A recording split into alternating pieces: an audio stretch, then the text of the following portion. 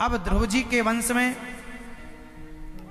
इनके पत्नी वायु की पुत्री इला थी, जिनके उत्कल हुए हैं, भ्रमी के साथ विवाह हुआ है। और ध्रुव जी के वंश में आगे चल के बड़े बड़े राजा हुए। ध्रुव जी के वंश में ही आगे चल करके भगवान प्रचु हुए हैं, जिन्होंने 10,000 कान मांगे, यज्ञ किया। और प्राचीन वरही हुए नारद जी ने इन्हें दिव्य उपदेश किया था। पुरंजन उपाख्यान की चर्चा सुनाई थी। वो चर्चा का आशय क्या है मैं अभी आपको समझाऊंगा। अब मनु जी के दूसरे बेटे की कथा मैं आपको सुनाऊं। मनु जी के दूसरे बेटे का नाम था प्रियव्रत। प्रियव्रतो भागवत आत्मा रामः कथम मुने ग्रहे रमत यन्मूलः कर्म बंध पराभवः। प्रियव्रत जी का विवाह विश्वकर्मा की पुत्री वरहिष्मती से हुआ। इन्हीं के वंश में हुए हैं भगवान ऋषभ देव जी। भगवान ऋषभ देव जी जो जैनों के पहले तीर्थंकर माने जाते हैं। यहाँ से जैन धर्म स्टार्ट हुआ और भगवान ऋषभ देव जी की पूजा वो करते हैं। भगवान नारायण के 24 अवतार में एक अवतार भगवान ऋषभ देव जी का। इनके 100 पुत्र हुए। सबसे बड़े का नाम है भरत। ऋषभ देव जी तो भगवत चिंतन करते हुए चले गए, बिना वस्त्र के ही रहकर भगवत चिंतन किया और पूरा शरीर पूरा किया। एक दिन भरत जी ने सारा संसार छोड़कर, परिवार रिश्ता नाता छोड़कर, राज्य छोड़कर और गंडकी नदी के तट पर गए और नाता गोविंद से जोड़ने का मन बनाया। भरत जी, भरत, हमारे देश में 3 भरत हुए हैं, जिनके नाम से देश का नाम भारत पड़ा। बताओ हमारे देश का नाम पहले क्या था? भारत के पहले क्या नाम था? हमारे देश का नाम था पहले आर्यवर्त, अजनाभ खंड। और हमारे देश का नाम ये जम्बूद्वीप में अजनाभ खंड और आर्यवर्त के नाम से जाना गया। देश में 3 भरत हुए हैं, शकुंतला नंदन भरत, राम जी के भैया भरत और ये जड़ भरत, जिनकी अब मैं कथा सुनाने जा रहा हूं। इन 3 भरत के नाम से देश का नाम पड़ा भारत। बोलिए भारत माता की जय हो। भारत माता। भरत जी सबसे नाता तोड़कर गंडकी के तट पर चले गए और वहां श्रीमन नारायण का जाप करने लगे। श्री कृष्ण कहने लगे। भरत जी घर परिवार छोड़े थे भगवान के लिए, लेकिन भरत जी का मन एक मृगी में लग गया। भरत जी एक मृगी में उलझ गए। जंगल में एक मृगी पानी पी रही थी, तो ये भरत जी वहां नहा रहे थे। शेर ने दहाड़ लगाई तो मृगी भागी। वो गर्भवती थी, उसका बच्चा पानी में गिर गया। मृगी तो मर गई, पर वो बच्चे को बचाकर भरत जी अपनी कुटिया पर ले आए। अच्छा, जान बचाना बुरा नहीं था, पर भरत जी ने उसको बचाकर उससे लाड़ प्यार, उसके घास लाए, उसको नहवाएं, उसके साथ घूमे। भरत जी जैसे संत, भरत जी जैसे ज्ञानी आज मृग के मोह में पड़ गए। परिवार का मोह छोड़ा था भगवान के लिए, लेकिन आज किसके मोह में पड़ गए? एक मृग। जब भरत जी की मृत्यु का समय आया तो भरत जी उस मृग का चिंतन करते करते मर गए कि मेरे बाद मेरे मृग का क्या होगा। यमराज यमदूतों ने कहा कि आप मृग का चिंतन किए हैं, इसलिए आपको मृग की योनि में जाना पड़ेगा। अंत्ययामति सागति। मैया आप लोग आखिरी समय किसका चिंतन करोगी? मेरी माँ, बोलो मेरी माँ। पति का। पति का चिंतन करते मरोगी तो आप खुद किसी के पति बनकर आओगी अगले जन्म में। और पत्नी का चिंतन करते पुरुष मरेगा तो अगले जन्म में किसी की पत्नी बनकर आएगा। इसलिए जब मृत्यु का समय आए तो ना पति का, ना पत्नी का, ना बेटी का, ना बेटे का, ना पैसे का, ना पद का, ना प्रतिष्ठा का, केवल भगवान का चिंतन। इतना तो करना स्वामी जब प्राण तन से निकले, गोविंद नाम लेकर मेरे प्राण तन से निकले। उस वक्त जल्दी आना, नहीं श्याम भूल जाना, मुरली मधुर बजाना, जब प्राण तन से निकले। इतना तो करना स्वामी। श्री गंगा जी का तट हो, मेरा सांवेरा निकट हो, मेरे मुख में तुलसी दल हो, जब प्राण तन से निकले। तो आप लोग मरते समय भगवान का चिंतन करते करते, भरत जी ने किसका चिंतन किया? मृग का। इसलिए भरत जी को यमराज जी ने कहा आप मृग का चिंतन करते मरे हो, इसलिए आपको मृग की योनि में जाना पड़ेगा। अब भरत जैसे ज्ञानी मृग बन करके आए, क्योंकि मृग में मन लगाया था।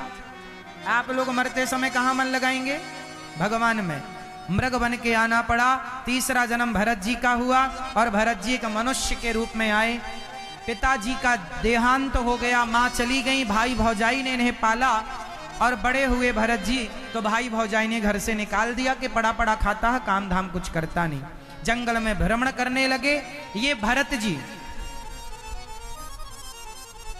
एक सिंधु सौवीर देश का राजा रहुगण पालकी में चढ़ के सत्संग करने जा रहा था। भरत जी मिल गए।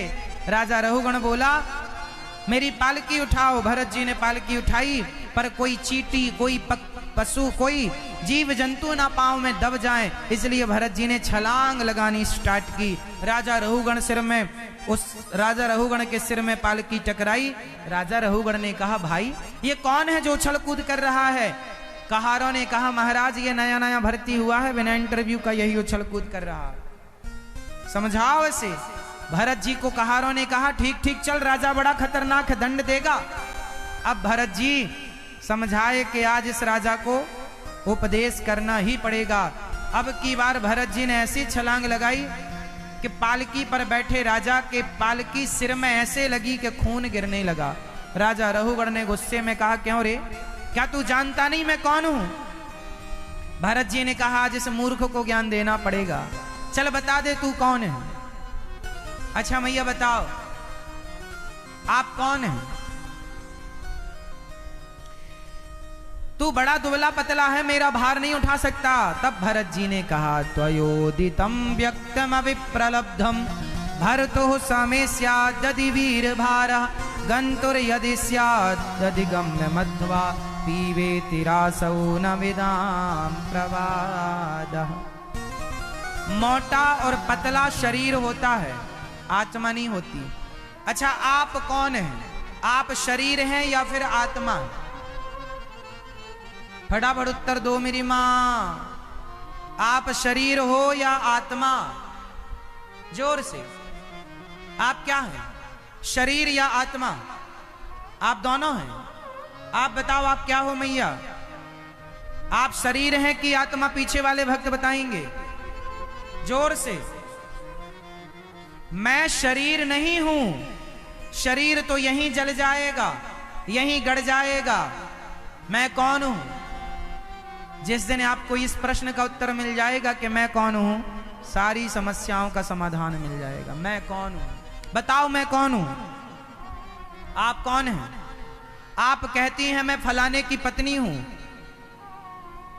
ये व्यवहार में आप पत्नी हैं, व्यवहार में आप किसी की मां है, व्यवहार में आपका नाम राघव है, व्यवहार में आपका नाम जगदीश है, व्यवहार में आपका नाम सविता कविता गायत्री है, व्यवहार में मेरा नाम अनिरुद्धाचार्य है, बाकी मेरा नाम अनिरुद्धाचार्य नहीं।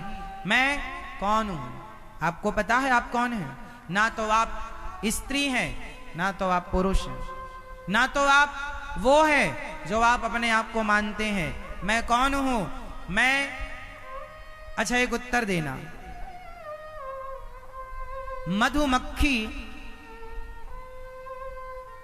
मधुमक्खी बहुत सारे पुष्पों से पराग रस इकट्ठा करती है, बहुत सारे पुष्पों से रस इकट्ठा करती है और उस रस को शहद में तब्दील कर देती है। शहद, मधु, हनी, समझ रहे हैं? मधुमक्खी बहुत सारा रस इकट्ठा करती है पुष्पों से और उस रस को शहद में तब्दील कर देती है। अब शहद होने के बाद क्या वो शहद ये कह सकती है कि मैं इस पुष्प का रस हूं? उसने अपने गुलाब के रस का अस्तित्व मिटाकर वो शहद हो गई। वो क्या है? वो शहद हो गई। अब गुलाब का वो रस का अस्तित्व समाप्त हो गया। जैसे गुलाब के अन्य पुष्पों के रस को ही शहद कहते हैं, लेकिन ये शहद केवल मधुमक्खी निकाल सकती है। इस धरती पर किसी वैज्ञानिक ने ऐसी मशीन नहीं बनाई कि पुष्पों को डाला जाए और शहद निकल जाए, जबकि पुष्पों से ही शहद बनता है, पुष्पों का रस है। जैसे पुष्पों से ही शहद तैयार हो गया और रस का अस्तित्व मिटकर शहद में तब्दील हो गया, उसी तरह हम और आप कौन हैं? देखने में तो हम इंसान से दिखते हैं, देखने में तो अनिरुद्धाचार्य दिखता है, पर मूल रूप में हम अनिरुद्धाचार्य नहीं, हम ईश्वर के अंश हैं। ईश्वर अंश जीव अविनाशी, चेतन अमल सहज सुख राशि। हम उस ईश्वर का अंश हैं जो उसमें मिलने के बाद, जैसे गुलाब का रस शहद में मिलने के बाद शहद हो गया, वो नहीं बता सकता कि मैं कौन। जब मैं परमात्मा में मिल जाऊंगा तो मैं नहीं बता सकता कि मैं कौन था, क्योंकि मैं ये था ही नहीं जो अपने आप को मान रहा हूं। मैं तो ईश्वर का अंश हूं। आप भी एक दिन ईश्वर के उस विराट तत्व में जाकर मिल जाएंगे। ईश्वर में जैसे माटी से बना घड़ा जब टूटता है तो घड़ा माटी का टूटकर माटी में मिल जाता है, ऐसे जब आपकी मृत्यु होती है तो वो मरना नहीं है, जीवात्मा और परमात्मा के मिलन को मृत्यु कहते हैं। वो मिलन है परमात्मा से। मरने से सब जग डरा मेरे मन आनंद, कब मरी हूं कब भेंटी हूं पूर्ण परमानंद। इसलिए आप शरीर नहीं हैं, आप इस शरीर में रहने वाली वो आत्म तत्व हैं जो ईश्वर का अंश है। इसलिए आप आनंदित रहा करो। आपकी मर्जी से कुछ नहीं, सब भगवत इच्छा से होगा, ये भाव सदा जिंदा रखो और भगवान के चरणों में आत्म समर्पण कर दो। भरत जी के ज्ञान से राजा रहुगण का अज्ञान मिटा, चरणों में गिर पड़े, दोनों की परम गति हुई। सुखदेव भगवान ने 28 प्रकार के नरकों का वर्णन किया है और जीवन में जो जैसा पाप करता है वैसे नरक में जाता है। इसलिए आप लोगों को पाप से बचना चाहिए और पुण्य से जुड़ना चाहिए। कोशिश करो कि शरीर से रोज कोई ना कोई पुण्य हो, अच्छे काम हो।